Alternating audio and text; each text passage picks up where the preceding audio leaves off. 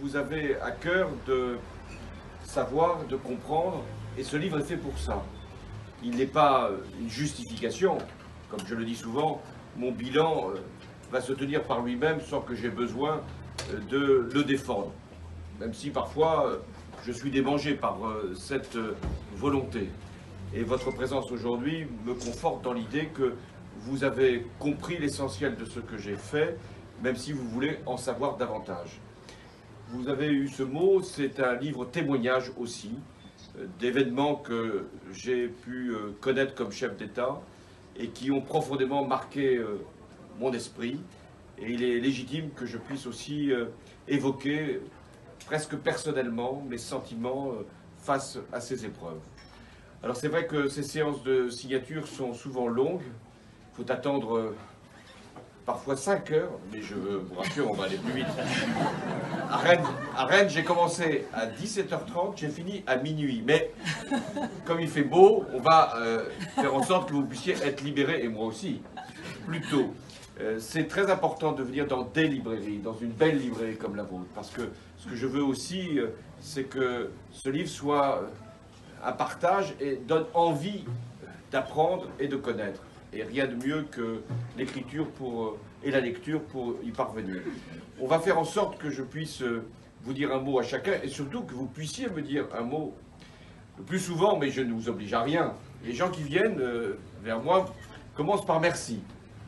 Alors je ne sais pas si c'est merci pour avoir écrit le livre, merci pour le quinquennat. En tout cas, je suis tout à fait touché par ces marques de gratitude. Et moi, je leur dis merci, je vous dis merci. Parce que être président, d'abord, on n'y parvient pas seul, sauf dans quelques dictatures. Et ensuite, nous pouvons agir que si les Françaises et les Français sont un grand peuple. Et je le dis souvent, vous avez été à la hauteur par rapport à des événements que nous avons connus. Donc merci à tous d'être venus. Et je vais commencer alors, avec un ordre qui est toujours le même. C'est-à-dire, hélas, le premier arrivé et le premier servi, mais le dernier aura toute ma considération.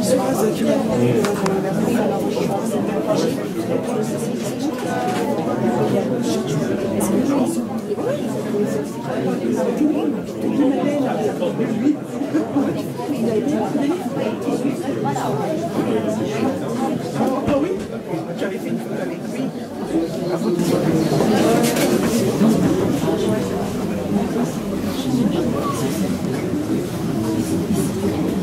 Oui.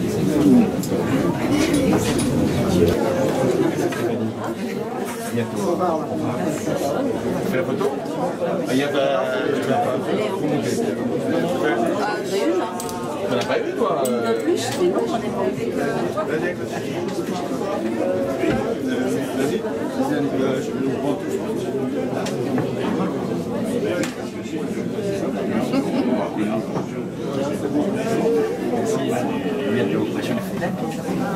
Ouais, Madeleine, ça y est, des vrais.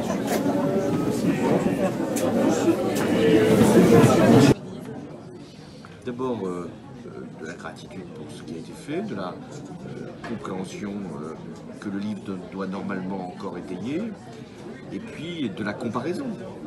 Et c'est ce qui permet d'établir un jugement, une comparaison de ce qui se passait avant ma présidence, de ce qui se passe maintenant après ma présidence, et qui fait qu'on peut comprendre les différences, tout en regardant aussi les continuités qui sont nécessaires pour la conduite d'un grand pays comme le nôtre, notamment sur le plan international. Quel regard vous avez sur ce qui se passe maintenant? Un regard qui n'est plus celui d'un acteur politique qui dirige une formation, parce que ce n'est plus mon rôle, mais d'un ancien président qui est très attaché à son pays et qui est toujours attentif à la cohésion et à la justice.